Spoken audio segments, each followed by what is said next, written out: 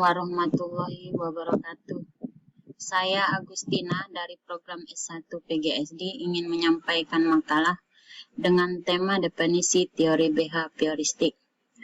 Pada saat kami presentasi, saya harapkan teman-teman dapat memfokuskan terhadap presentasi yang kami sampaikan.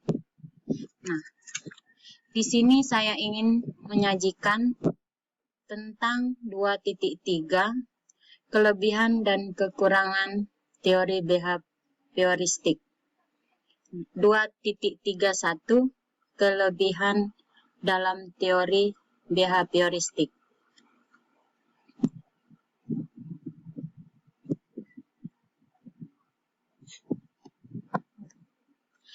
Yang pertama, membiasakan guru untuk bersikap jeli dan peka pada situasi dan kondisi belajar. Yang kedua, metode behavioristik ini sangat cocok untuk memperoleh kemampuan yang membutuhkan praktik dan pembiasaan yang mengandung unsur-unsur seperti kecepatan, spontanitas, kelenturan, refleksi, daya tahan, dan sebagainya. Yang ketiga, guru tidak banyak memberikan ceramah sehingga murid dibiasakan belajar mandiri. Jika mereka menemukan kesulitan, baru ditanyakan kepada guru yang bersangkutan. Yang keempat, teori ini cocok diterapkan untuk melatih anak-anak yang membutuhkan dominasi peran orang dewasa, suka mengulangi, dan harus dibiasakan suka meniru dan senang dengan bentuk-bentuk penghargaan langsung seperti diberi permen atau pujian.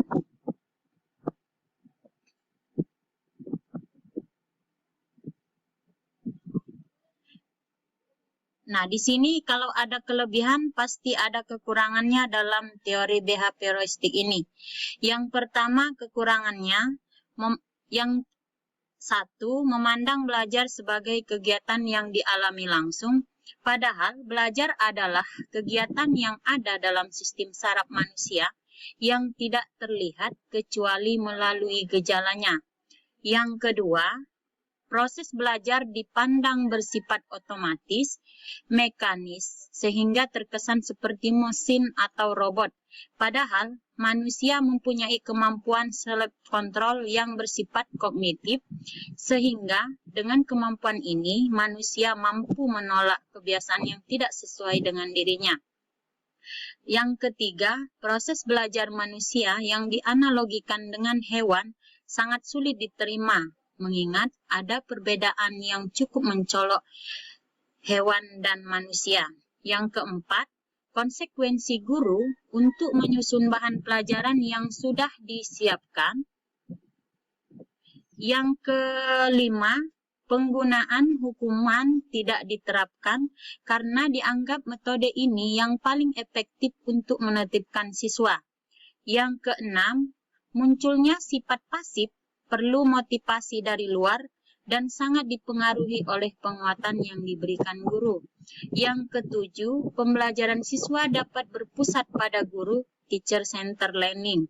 Yang ketujuh, penerapan yang salah satu dalam pembelajaran dapat mengakibatkan proses pembelajaran tidak menyenangkan bagi siswa tersebut. Nah, selanjutnya penerapan belajar teori behavioristik. Teori ini juga cocok untuk diterapkan di kelas kanak-kanak yang masih membutuhkan dominasi orang dewasa, di mana mereka harus banyak mengulang dan dibiasakan suka menirukan dan bersemangat dengan bentuk-bentuk penghargaan seperti pujian maupun dengan benda-benda seperti permen, coklat, alat-alat tulis, dan sebagainya. Para ahli psikologi pendidikan sepakat bahwa pembelajaran menurut konsep behaviorisme berlangsung dengan 3 langkah pokok, yaitu yang pertama, tahap akuisisi atau tahap perolehan pengetahuan. Dalam fase ini, siswa belajar tentang informasi baru. Yang kedua, tahap retensi.